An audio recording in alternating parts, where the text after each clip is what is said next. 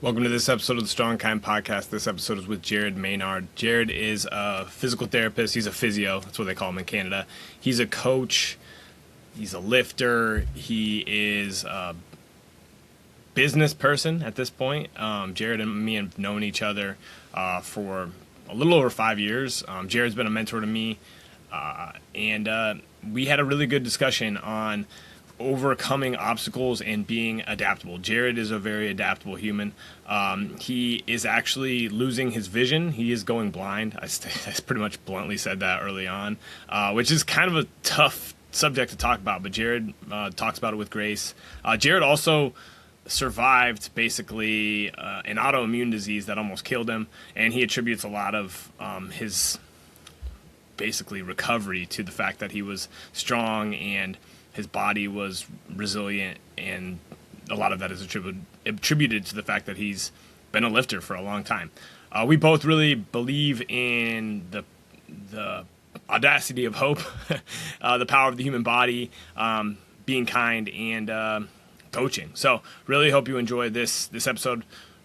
It's a pleasure to have Jared on. You can find him at jared.unbreakable on Instagram. He's happy to connect with you at any time. Thanks so much for being here. If you're struggling with pain, injury, or you just want to connect with a physio and a coach who cares about training and wants to see you succeed, and if you have any questions, reach out to me at dr.dave.strengthandkindness on Instagram. Love to help you out. Thanks for being here. Peace. All right, I'm with Jared Maynard. Jared and I have... it's like 5 years now, Jared, which is crazy. It is wild. We've been in the same realm and talking back and forth. And, the thing I wanted to open up with today, because Jared has overcome a lot of stuff, like, over and over again. And the overarching thing I wanted to talk to Jared about is just, like, being adaptable, right? And I know that's, like, a giant 10,000 foot, like, all right, what does that mean? But... you in the past 5 years have gone out, maybe 6 years, maybe a little before that, like gone out on your own, started your own business. You've became a mentor to people, a coach. You also had an autoimmune disease that basically like almost killed you. You have bounced back from that. I don't even use the word bounce back. Like you have came back from that, and you've restarted your business. And, you're still going. And then, to be honest, Jared is going blind, which is tough. But if there's somebody that I would say is very adaptable and overcoming challenges, is Jared. So that's my intro. I'm going to do another intro here. But, what keeps you going at this point, man? And what have all been the things that you've learned that kind of help? First off, thanks for the time, man. It's good to be back on talking with you because, yeah, it's wild that it's been, 5 years or so, essentially just, working with each other in different capacities. Also, maybe it's odd for me to say, maybe it's not, but, I appreciate you just being so clear about part of my story being, I am going blind. I thank you for that because, understandably, when, I talk to people or, we're in this sort of setting, that's a tough thing to say. Mm-hmm. It's tough for me to say. Mm-hmm. So, let alone somebody else. And still, I think that especially for what we're talking about with adaptability, it's important to be really clear and sometimes blunt about what, in this case, the challenges are that I'm facing. And then ultimately, I think what we'll be able to hopefully extract for the people listening is how this might apply for you, listener, right now, whatever you're facing. Mm-hmm. Yeah. So what keeps me going right now? A couple things. And one of my core motivations for me is my family. When I was in the hospital, when I had regained consciousness, I came off of life support from HLH, but I was not good. I was still critically ill and starting to stabilize, but I still wasn't well. On one hand, I had to make the decision once of I'm not dead. I still have a wife and 3 little girls to get back to. I'm going to do whatever I have to do to get back there. On the other hand, that was something I had to recommit to regularly, especially because there were lots of days where the depression and the overwhelm was just too much, and I didn't get up. I didn't do my bed exercises. I didn't go for walks. Mm-hmm. And I think it's important to say because, you know, you've got your own journey, which you've been very open with, and I appreciate a lot personally about mental health and how that's, you know, shown up for you at different points. And I think it's really easy to be trite, especially on social media, and be like, just show up and grind harder. Hell yeah, brother. Yeah. You know, which time and a place, maybe people really vibe with that. I mean, sometimes we just need a little David Goggins in our lives, I guess. Yeah. I also think that, like, probably for a good chunk of us, there are days where we don't feel strong. Yeah. And it's important to, like, put that out there so that when we are in that place, we don't think that it's inherently something wrong with us. Like, oh, why do I feel broken today? Because, like, everybody else is able to just, like, grind and push through, and, like, it must be a me thing. Yeah. You have any thoughts on that? Well, I mean, you touched on a lot of stuff that I have just, like, real life is infinitely more, like, complex than the narratives that are even, like, you know, we try to talk about, like, social media is not a good space for nuance, right? And injecting nuance into social media is actually, like, a good strategy to, like, help people understand, like, yeah, it's not always as simple as you do this single exercise or ice baths cure depression type of stuff, right? So, like, some of it is just, like, you know, and me and you both, like, I posted, like, on political stuff a couple weeks ago, and I'm like, ugh. Like, and as much as I felt compelled to do so, and, you know, at some point I was just exercising what I feel to be the right thing, I got, like, weird clapback from it, right? And not even weird clapback. Like, I got people expressing their own opinions, too, which is kind of fine. But it's also not freaking real. It's not having a conversation with somebody, right? And this heaviness that we have, like, collectively created is really hard to, like, understand. Like, dude, I have not felt as low as I did, like, after making those posts, even though it felt really like, this is what I'm trying to say, XYZ, and then having to think about all this stuff in my brain about, like, what's this gonna mean? What does this do, right? Like, it exhausted me.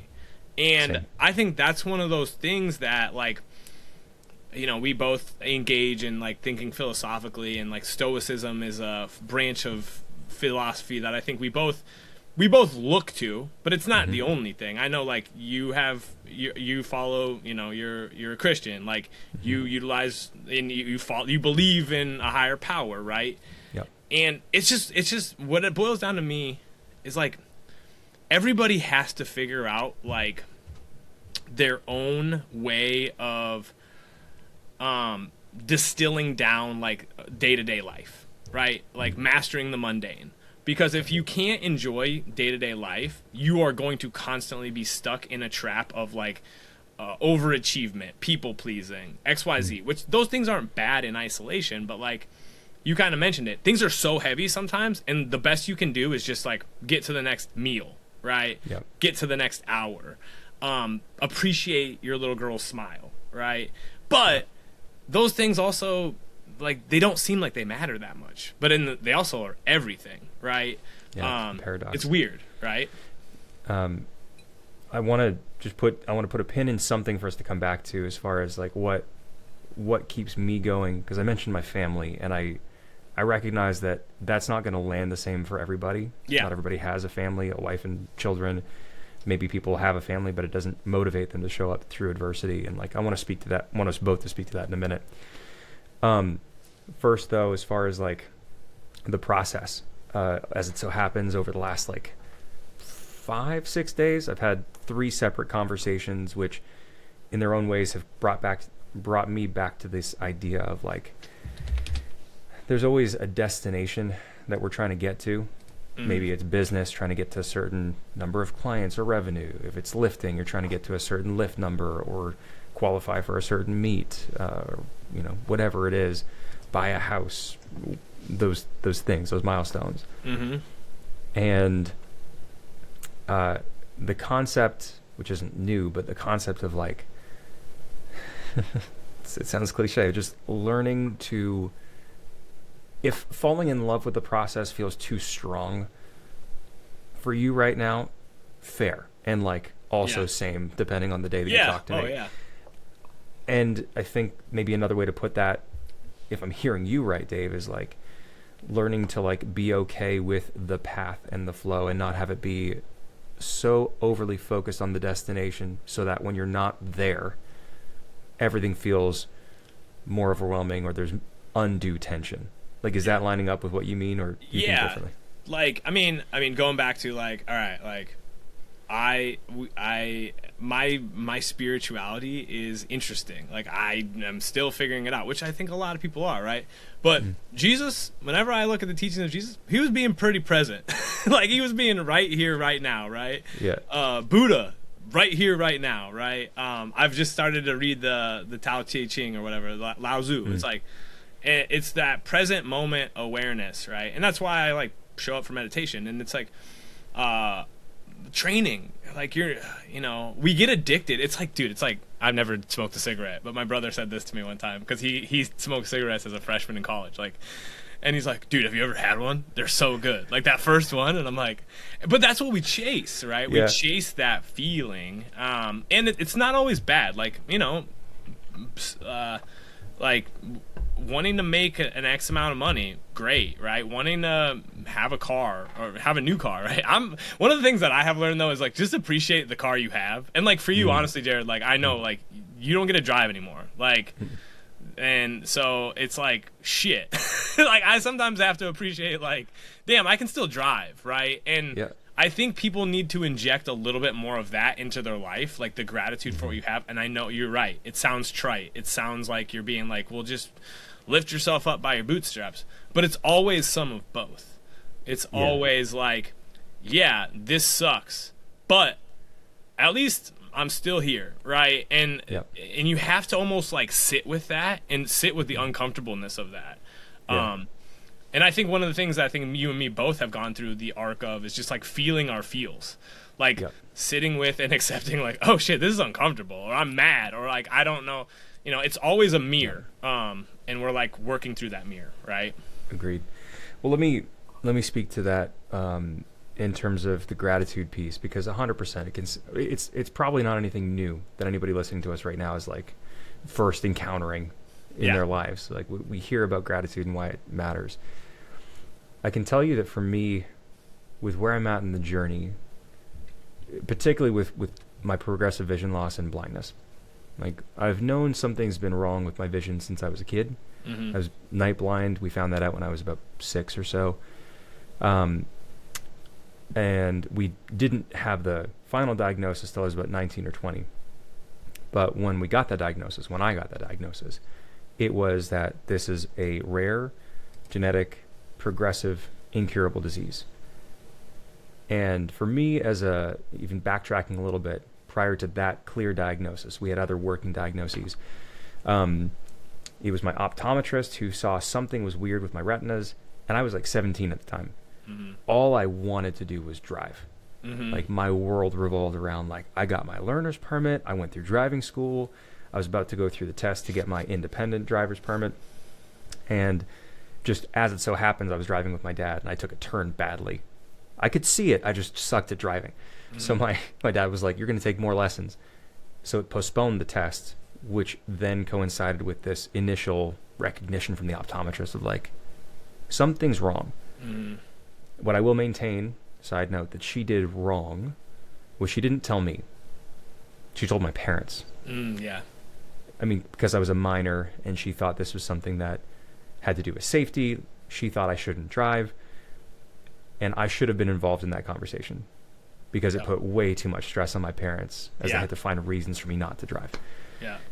But my point is, when I, got that news finally, this vision, no pun intended, for my life that I had. It was all the teen movies. It was like everybody driving.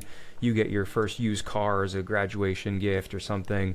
Not everybody got that, but like that was the dream. And I had this anticipation of what I was going to get and what life should have been like, which suddenly was taken away from me by something that I didn't choose and I couldn't consent to. And while people around me were like getting that thing. And that has progressed over the years, where I wouldn't say I made peace with it at that time in my late teens through my 20s. I adapted, as in I found just used public transit and I hitched rides, and if we went into dimly lit movie theaters or restaurants, I just had ways to make sure that I got there early and found my seat, and like that was fine. Mm-hmm. There was grief that I began to be acquainted with and like really kind of shoved into a box. Mm-hmm. Because I knew that this was going to progress, but it was like a rain cloud on the horizon that I knew was coming, but it wasn't here now. Mm-hmm. And with HLH, an unrelated, also rare disease, it has accelerated the progression of my eye disease called choroideremia. So that rain cloud is like now here. I was diagnosed legally blind end of 2024. Now my point, going back to gratitude, how does this connect to it? I'm not going to pretend like I don't have days where things don't feel shitty. Mm-hmm. Like they absolutely fucking do. Yeah. And my vision, it fluctuates depending on the day, depending on how tired I am. I have more or less double vision. I have more or less like other visual distortions. So it's more or less difficult to do what I have to do day to day. And what I'm working on is allowing there to be space still for that grief and that processing and acknowledgement of the difficulty. And at the same time, recognizing that I do still get to see some things and being grateful for that. Mm-hmm. Yeah. I still get to see my daughter smile at me. Yeah. I get to see my wife's face. I get to do these other things that are incredible. I get to see sunrises and stuff. And if there's one thing that I want to offer for anybody listening, it's that your hardships and your pain, they're valid and they are real. Mm-hmm. And along with that, what do you still get to experience or know about in your life that you can be grateful for alongside that? I don't think it has to overshadow it, but I do think it helps to ground us. Yeah. Yeah. I think like, well, again, I was like writing this morning, and it's like everything on paper is so clear and straightforward, right? Like, like when you put something down on paper, it does like, when you put a strength program on paper, it's like, all right, you hit the 3x5 at 185, and then the next week you go to 195, right? It's like it creates this false sense of like linearness, right? Mm-hmm. But like most things are really, really messy, right? And you clean them up over time. But it also like you touched on like expectations, like I mean, I've just having our son, having a little boy, and like sitting and watching more Disney movies, right?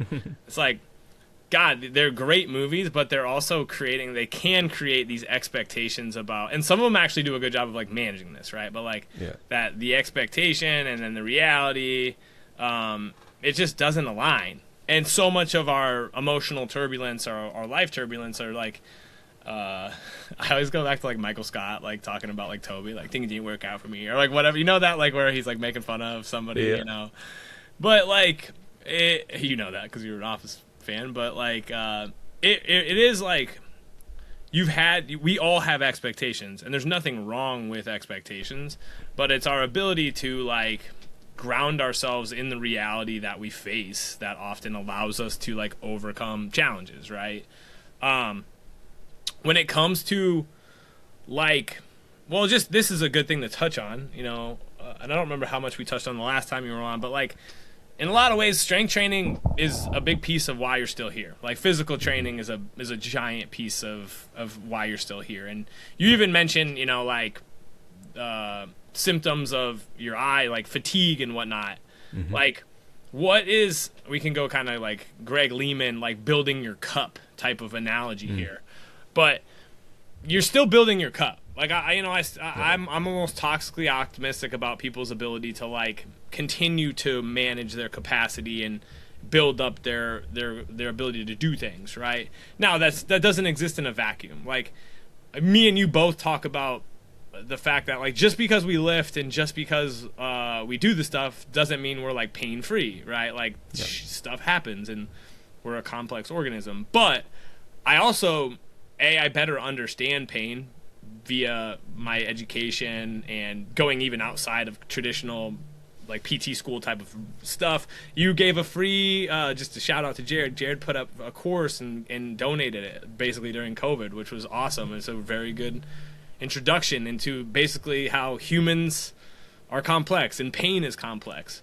But like building your cup even despite the fact that you may have pain or you may have struggle is really powerful for us and a lot of people we know. But like talk to me about like how you're thinking about training, how it helps you now, what it does for you mentally, physically, spiritually.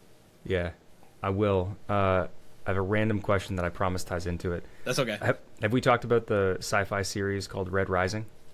You said it was awesome, and it's on my books to read because it looks dope. I just got myself very into Brandon Sanderson, and now like I have like a year's worth of reading material just because that guy writes really long books. But once you're in the Cosmere, like you're set for a year at least. Yes. So Red Rising, without spoiling anything, it belongs on your list. It's a fantastic series. With the most recently released book, without any spoilers, a main character, he has spent most of his life being angry and being essentially a brute force that has accomplished a lot of things, like both for him in his life and also in the solar system, because it takes place in our solar system. In this book, he finds himself broken, having lost so much in terms of like his army. He's separated from his wife and his son, and he's lost his identity. And he's given this book. It's very Buddhist and Taoist in its presentation of like the path, which is this embodiment of like a lot of the paradoxes of like good and evil, and you are upon the path and the path is upon you, and all you need to do is walk. So what does that have to do with like adaptability and building your cup?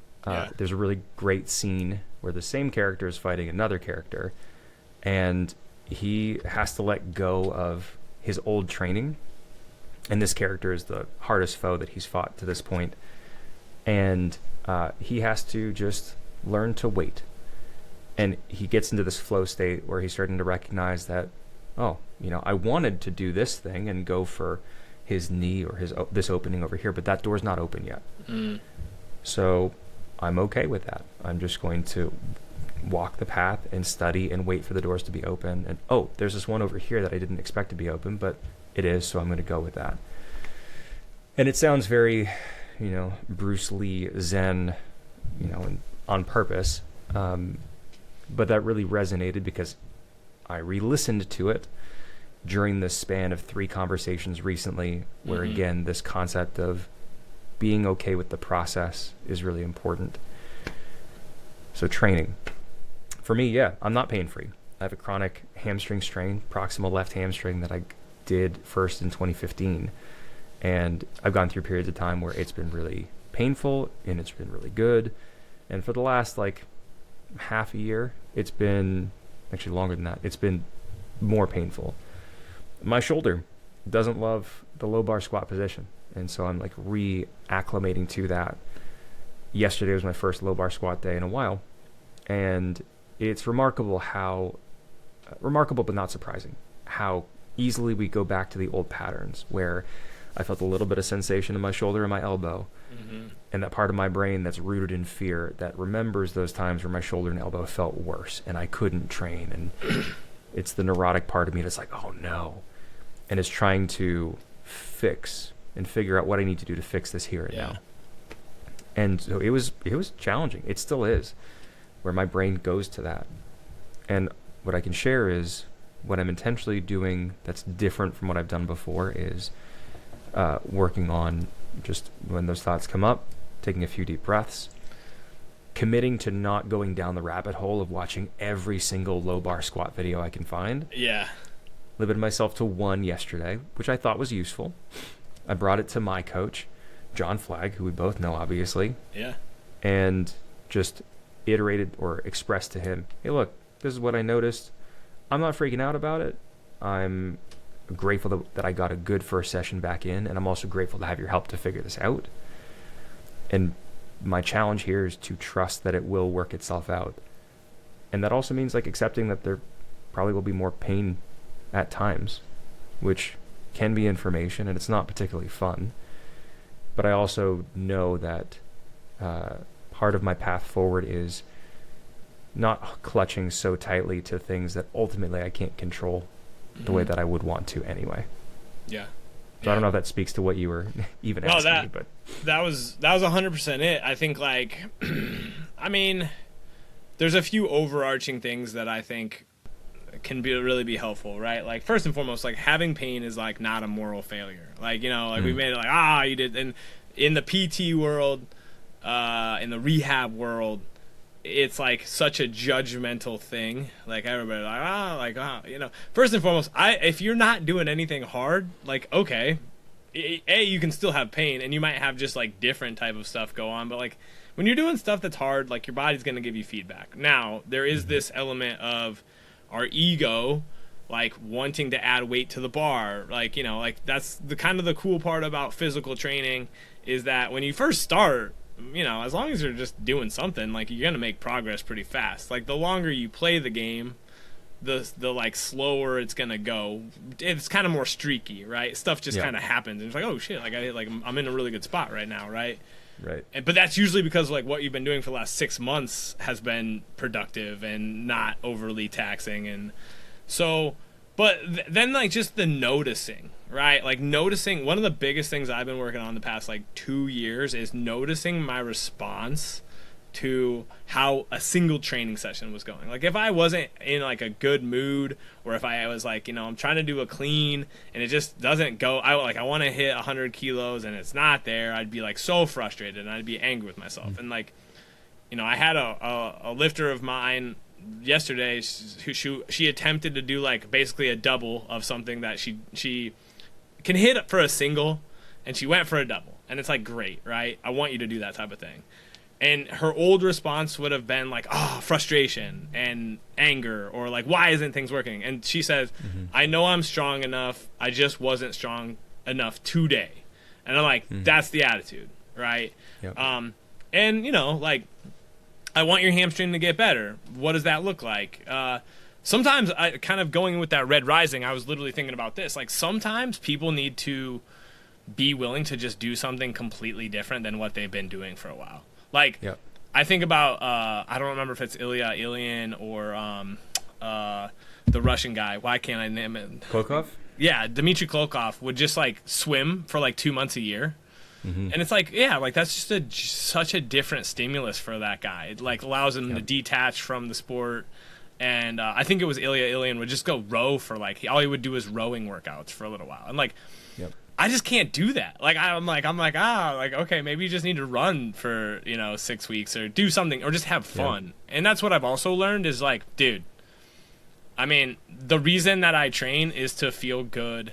I like to compete. I like to get better at stuff. I want to get strong, but age has helped me with this. My priorities have helped me with this. And the fact that the slower I go, the better progress I typically make. Like when I am willing to go relatively slow and just be like, yep, if I have a good 6 to 12 weeks of training, that's good enough. But like I'm training to like not feel good for like the longevity bull crap type of stuff. Like I want to just be able to perform and play and have fun. And like you, like my left hip, like it is one of these things that like my dad and my brother have both. My brother at 40 years old had a hip replacement. My dad had hip replacements in his late 40s. And there's always that like, is there like a genetic thing? What's going on there? And, for me, I really just think it's like I just need to work on my left hip and be more patient with squats and pulls and XYZ. And it'll get better, right? It might not be ever like perfect. It literally, this is the final piece I'll say this. Our brain just goes to shit that scares us. And like learning to redirect that attention and be okay with it, like, is really hard for people. It sounds woo woo. It sounds, but that's pain brings attention, and probably because we care. Like if I didn't care so much, it wouldn't be the end of the world, right? I'd probably be like, all right, yep. There's a double-edged sword there. Yeah. And it's just hard. It's just hard. It sucks. But that's kind of the point. It's teaching you something. I agree. And two things I'll say to piggyback off of it. One is in terms of doing things that are just different. I think there's inherent value, or I think it's a highlight of how and why having coaches / someone to push you, and in some cases just make you do something that you hate or would never do yourself, can be really useful. I'm coming off of a period of time of 4 or 5 weeks where John very intentionally gave me like 15 to 20 rep max sets, every set for all of the exercises, and it was very different from what I'm used to. And I hated it, especially the lower body stuff. Like 15 rep max squats suck. Yeah. I'm sorry. Controversial take maybe. And I shot him a message yesterday, like, you know what? He thanked me for the trust, because I just like, inherently, he's my coach. I trust him to help me make good decisions. I obviously contribute to that process. And there are some times where I remind myself, I have a coach for exactly this reason. Yes. Because I don't want to make my own training decisions solely, and I don't want to nitpick, and I would never do this, so let's see what happens. And one, it felt really good to get back to quote-unquote normal powerlifting training, which was the point. And then also I shot him a message saying, like, you know what? I realized last week that I've been overly soft in some areas of my life, or put a different way, less disciplined than I ultimately want to be. And maybe it was a case where it was good and necessary to let go of some control and being less rigid in those areas. And for me right now, I want to just tighten them up. And being able to do hard things in a different way is useful. I think that's probably a universal thing. Yeah. What was the second thing I wanted to say to that? Hard things. Crap.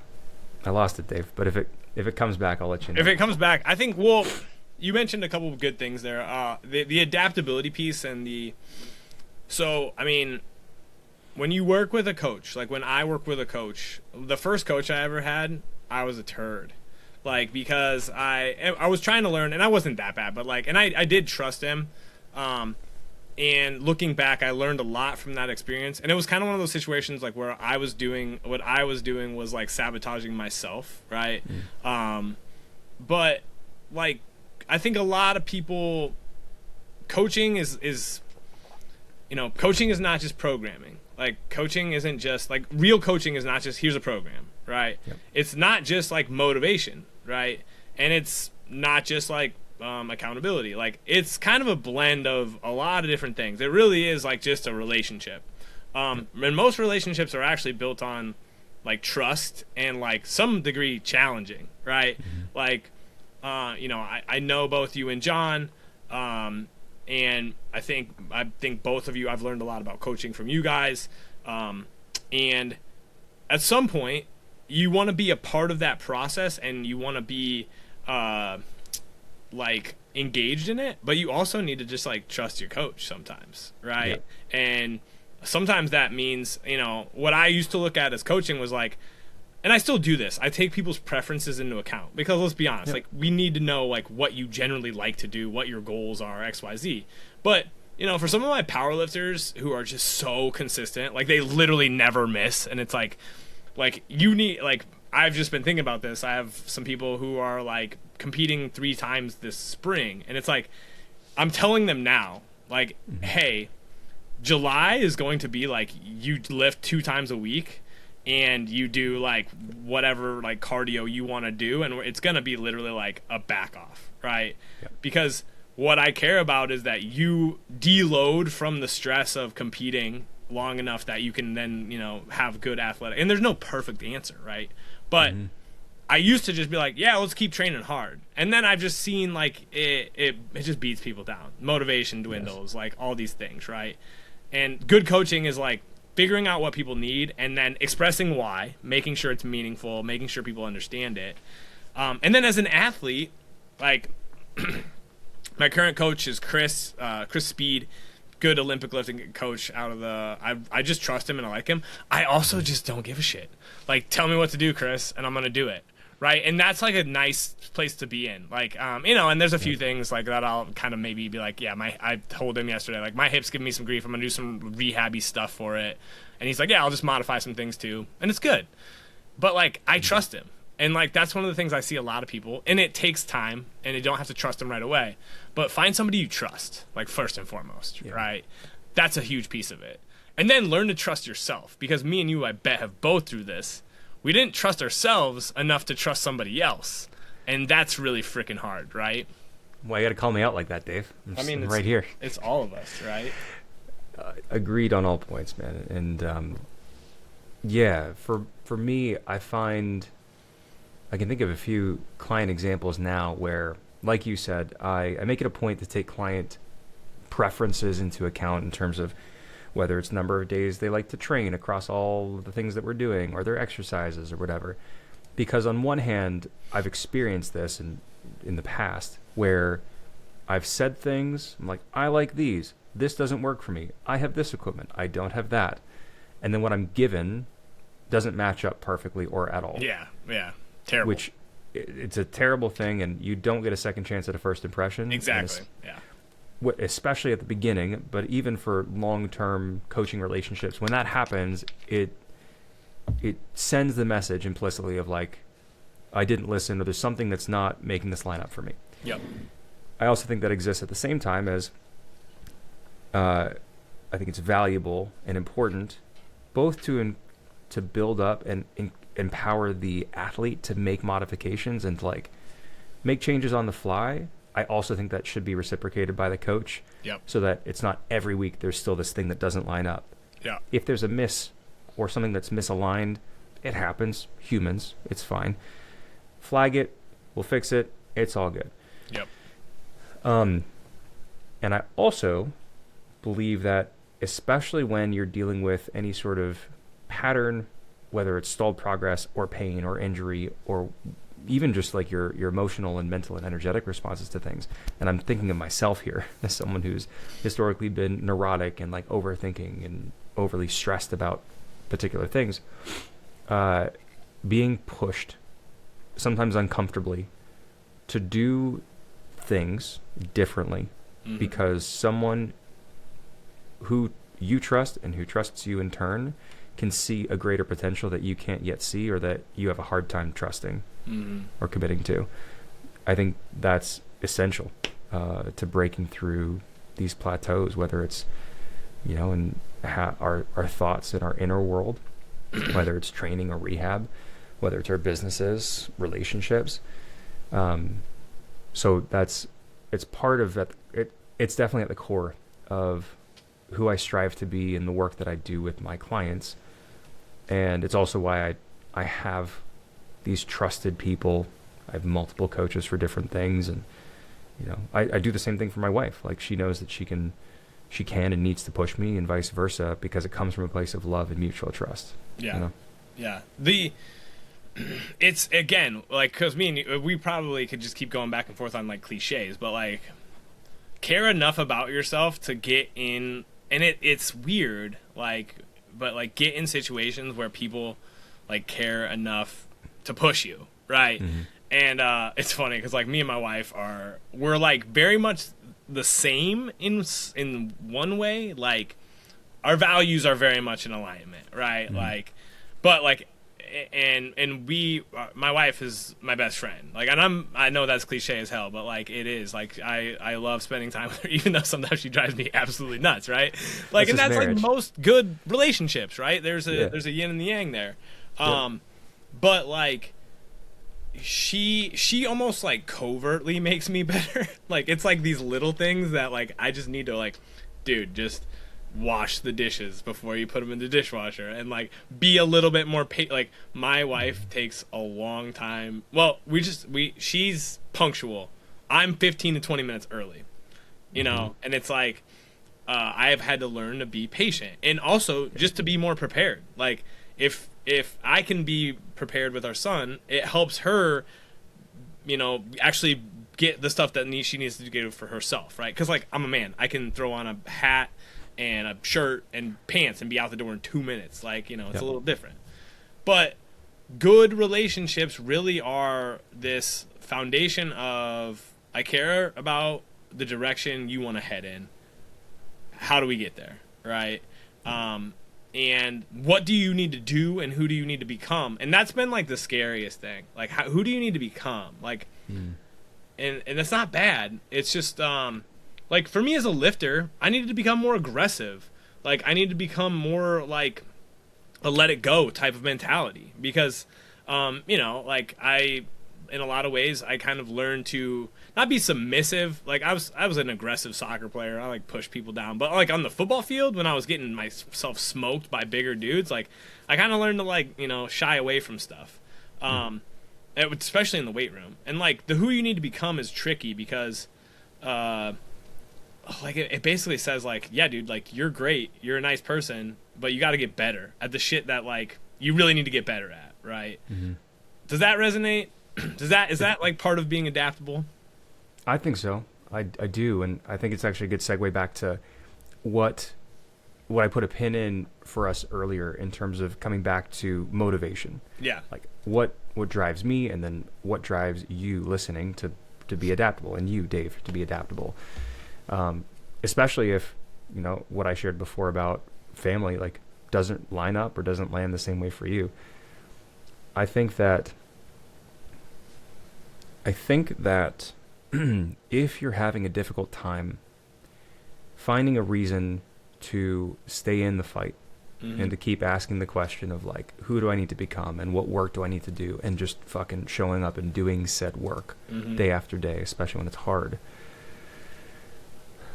I think it can be really powerful and needed to borrow someone else's belief, even temporarily, while you're building up your own. Yep. That can come from a coach. It can come from a friend. It can come from somebody on the internet who you've never met in person, maybe never will, but, lines up with you in terms of stories, experience, values, something. And I've experienced that through this journey. I still do. Where on the low days, when my tank is empty and I don't feel it. I don't feel like I'm optimistic, like I can adapt and overcome, and I'm not feeling peppy. Sometimes just having a message from a client saying, like, hey, thank you for what you're doing. This actually really matters. Or from a coach saying, things are shitty right now. That's fair. You're someone who's been through worse, and you'll be able to keep coming back through this. It's made all the difference for me at times, and part of my calling now is to be that for people.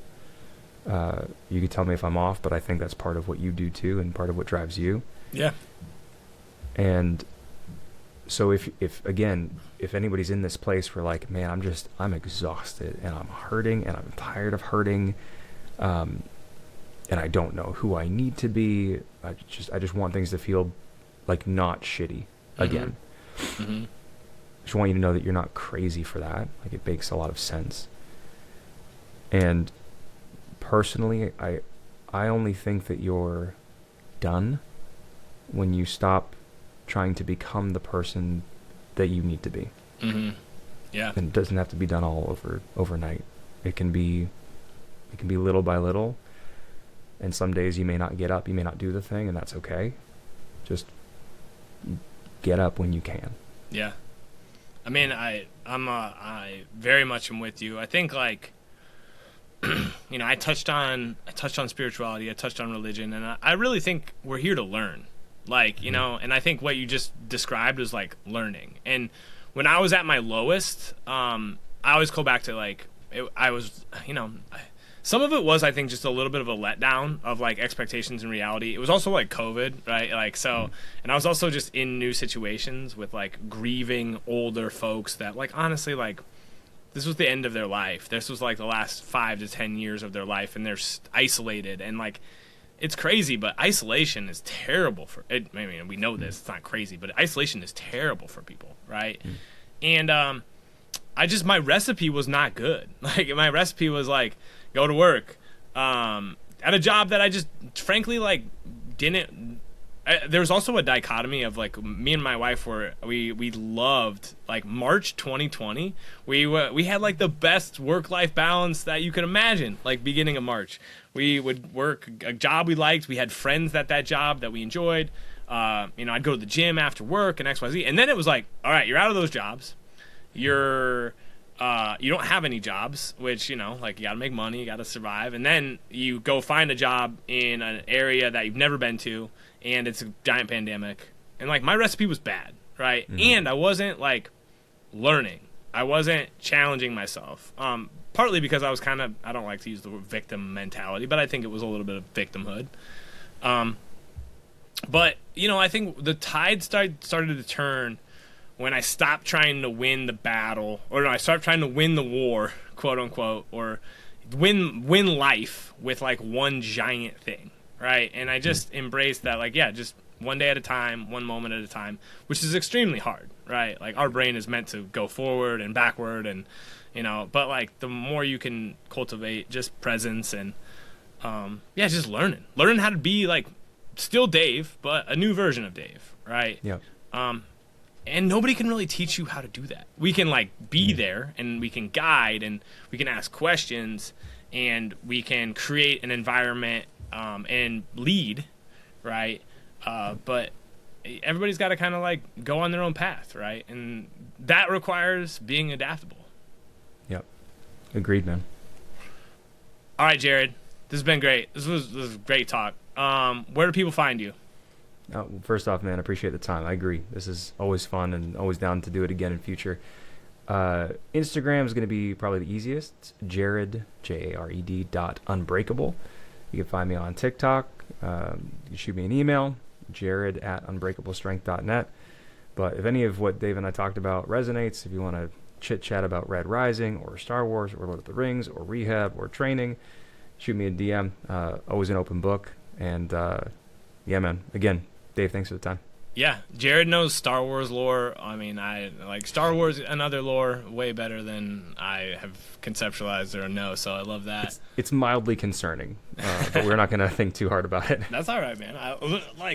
This is the stuff that gets us through. Let's be honest. Find your stuff. Be weird. Like, get into stuff. I think that's one of the things, too. I'll say this last point. Get into stuff for you, because you enjoy it. Like, I see so many people trying to conform to other people's stuff, right? And then it's like, no, like, nerd out a little bit. So, Jared, always appreciate you, man. Thanks so much. Peace, everybody.